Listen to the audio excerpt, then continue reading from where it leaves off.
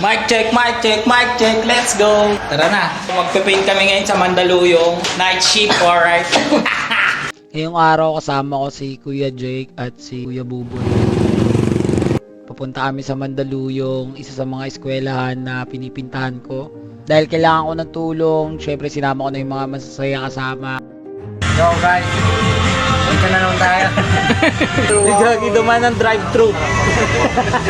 Ano order niya? Ano sa akin, McFloat? Isang bucket na chicken. Isang burger. French fries, large coke. Tama na yan. Sila lang naman yung mga pamilya ko na walang sawang sumusuporta sa lahat ng ginagawa ko. Ginawa namin ang karan.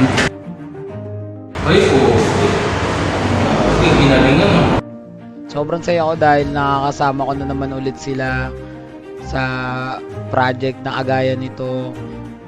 Napakarami pang proyekto na parating at sana matagal pa kami magsama-sama para mas ma-develop pa namin yung drawing skills namin, painting skills, magkakasama at syempre lakbayin tong journey na pinili namin para sa mga sarili namin, para sa pamilya namin, para matupad yung mga gusto pa naming mangyari sa buhay namin at syempre nag-e-enjoy lang.